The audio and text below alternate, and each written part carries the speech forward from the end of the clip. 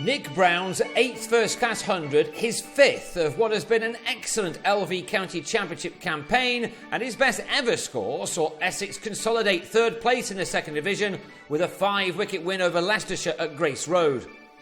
After some overnight agreements, Leicestershire batted on in their first innings for 9 overs, in which Wayne White edged Jesse Ryder behind to give the Kiwi his 3rd 5-wicket haul of the summer, while Ben Rain offered James Foster his 5th catch of the innings, this one off Jamie Porter, before Leicestershire declared their first innings on 251 for 7, having started the last morning on 222 for 5. In that, Adil Ali made a 50 off 98 balls, an edge boundary, his 8th overall, taking him to his mark, the second time he's got that far in what was the 10th first-class innings of the 20-year-old's career.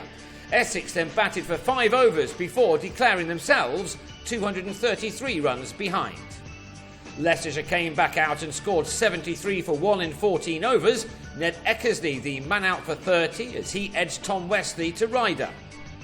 Dan Redfern and Angus Robson were there when Mark Cosgrove called them back in at lunch, setting Essex a target of 307 in 65 overs.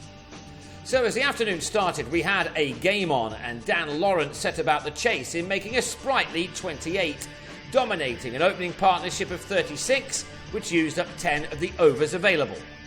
2 wickets in quick succession then put Leicestershire in charge. Lawrence edged Rain into Robson's breadbasket, and Westley drove White to the substitute fielder Lewis Hill, who was placed in the covers. That meant a rebuilding job for Essex, who knew that a win here would just about be enough to guarantee 3rd spot in the 2nd Division table, although they are some way behind the top 2, of course. That boundary had taken Brown to 1,000 championship runs this year, and he celebrated that fine achievement by helping a Rob Sayer full toss over the mid-wicket boundary. This has not been a season for Ravi Bopara to remember with any great fondness, but he produced an excellent knock on this occasion, in spite of being dropped twice when on 17, on a pitch which wasn't offering much help to the bowlers in spite of its green nature. Brown had made a 50 off 79 balls and went into the last session of the game on 57, his side now needing 175 more runs for the remaining 35 overs. The left-hander, who's gone about his business almost unnoticed this season, was now a key man for his team. Bopara's innings was much more than a supporting one, and he was at his own half-century with this 4, his 6th, which took him to his mark of his 66th delivery. His partnership with Brown was now into 3 figures and needed breaking as far as the home attack were concerned. This has been the season when Brown has really introduced himself onto the county stage. Late into the team, the 24-year-old from Leytonstone hit 300s in the 9 championship matches he was involved in last summer, and he was now closing in on a 5th ton this year, a record matched only by Ashwell Prince in the 2nd Division. Indeed, only Prince and Kent Sam North East have hit more runs in this division this year, and yet Brown has hardly made too many headlines. His stats suggest that he deserves to. His latest 100 arrived with these 3 runs off Rob Taylor, which had the batsman at 3 figures again off 134 balls, 15 of which he'd sent to the boundary and 1 over it.